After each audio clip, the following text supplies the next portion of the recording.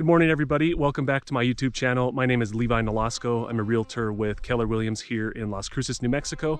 In my experience, when looking to move to a new city, one of the first questions that pops up is, what is the weather like out there?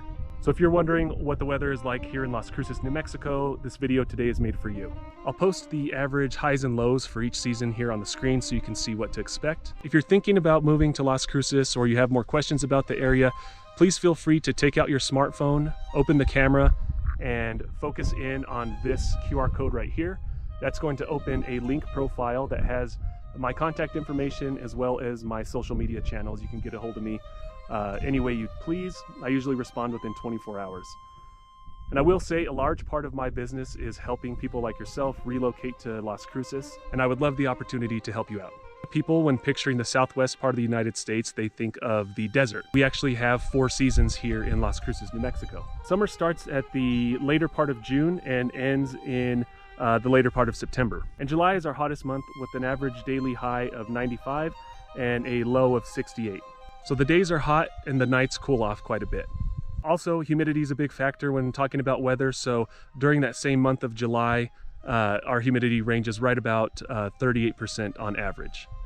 Year to date here in Las Cruces, we've had 13 days of above 100-degree temperatures. And in 2020, we had 37 days of above 100-degree temperature here. I moved back from Los Angeles, and the first year back here in Las Cruces, the heat did bug me in the summer. But now I'm totally used to it. I really don't even bat an eye. I still wear long sleeve shirts and pants and everything, and I really don't notice it. Don't give it a second thought. You do have to make certain adjustments. I walk my dog before the sun comes up at about 7, and I walk him again at 7 p.m. when the sun's going down, or at least when there's enough shadow to where his paws don't get too hot.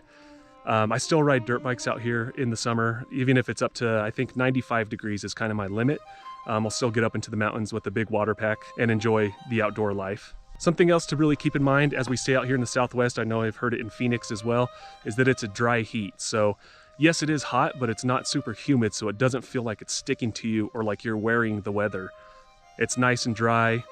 Sometimes a little too dry. You got to add, a lot of lotion during the day, but otherwise, again, I mean, you get used to it and it's really not that bad. Something else that I really love about our summer is that we have something that's called a monsoon season. And growing up here in New Mexico, I thought it was commonplace for every city and state, wherever you are, to have a monsoon season. It wasn't until after I left Las Cruces that I realized that not all cities and states have a monsoon season. And really, to be honest, this is one of the main reasons, top 5 reasons I would say, of why I moved back to New Mexico, is because I love the monsoon season so much. And you compare that to a place like California, where they have a Mediterranean climate, so their summers are going to be hot and dry, and in their winters they're going to experience more rain. According to KRQE's website there in Albuquerque, the months during the monsoon are often the wettest time period for New Mexico. So we average, I believe, 8 to 9 inches of rain per year, and most of that is going to come to us in the summer months. The show that the monsoon season puts on is absolutely amazing. Whenever we have thunderstorms that roll into town, whenever I leave the house, we'll be surrounded by neighbors who are out on the sidewalk, just sitting there. Maybe they'll bring out chairs, watching the lightning and thunder go off all around them. It kind of, in my experience, or at least where we live, has a little bubble built around it, so we don't get a lot of the lightning there in town, but you can see it pretty much as far as the eye can see in the surrounding valley. And if you come out to a place like this, where I'm at now, called Ladera Canyon, you can see behind me, you can see the entire valley. And it's just a really cool thing to watch. Another thing that I love is it gives the desert a fragrance. It smells like a sweet and earthy smell. Right now, we're heading into fall, so things are kind of starting to brown out a little bit. But check out the video that I put up maybe 2 weeks ago of my dog Lenny and I walking up a trail here that's actually right behind me, and just see how lush and green it looks. And of course, I didn't add any filters or anything. I color corrected just to make it look like what I saw in person, but it really was that green. After summer, we have fall, and that's, again, one of my favorite seasons here in New Mexico. The reason being, I love wearing hoodies and getting a little cozy in the colder weather. So the further into fall we get, the less rain we experience and the more things dry out. If our fall here in Las Cruces was an article of clothing, it would be those pants that used to be popular when I was in middle school that have the zipper at the knee line. So in the morning, it's nice and cool, you have your full pants on. In the afternoon, you unzip those bad boys at the knee, and in the evening you zip them right back up. Fall also brings on the height of our chili roasting season. And if you haven't experienced a chili roasting or the Hatch Chili Festival, I definitely think you should do that. It's a really cool experience, and we're all about our chili out here. We have the best chili in the world here at Hatch. I know Colorado tried to take the claim last year, but honestly, and this isn't me being biased, if you taste Hatch chili and you taste Colorado chili, you'll notice that Hatch chili has flavor and Colorado chili doesn't.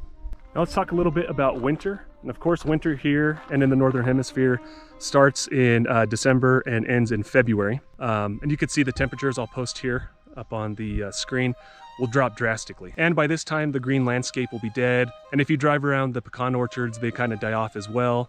And everything just looks a little bit more scarce. And I know what you're thinking, do we get snow? And the answer is actually yes, we do. We average 2.2 inches of snow per year here in Las Cruces. And I actually shot a drone video last October when it snowed, which is really early for snow here in Las Cruces. Usually it's around March. But check out that video, it's on my YouTube page, and you can see what Las Cruces looks like when it snows. The snow usually sticks around for maybe a day if we're lucky. And last but not least, of course, is spring. And if I must admit, if I had one season that I disliked here in Las Cruces, it's going to be spring. The reason being that it's just a windy season. In spring, we don't have that much rain, so the wind kicks up a lot of dust and dirt, and it makes doing those outdoor activities not too enjoyable. It's not every single day, but if you only have the weekends off and you want to go hiking and it's windy that day, it kind of sucks. So what does this mean for you in terms of having 4 gentle seasons here in Las Cruces? I have a couple of recommendations, and the first thing I would say, you tint your windows. So you want to make sure your car is nice and cool, and everybody in New Mexico, and I bet in the Southwest or any desert region, always tries to find parking in the shade. You do also get to buy clothes for every season, which is nice. You don't have to wear the same thing year round. You get to kind of switch it up and take things out of the closet during winter and put them back, in the summer. So I really like that, and being able to have different options. That includes food. In the summer, you have your barbecues, you have your iced tea. You'll be by the pool with your loudspeaker and out and about doing all your fun activities. In the winter, you have your crock pots, and you could have warm soups like menudo and different things like that. And generally, it just gives you some time to cozy up next to the fireplace with some hot cocoa and enjoy the winter season. Thanks again for watching another video. Again, my name is Levi Nolasco. I'm a realtor with Keller Williams.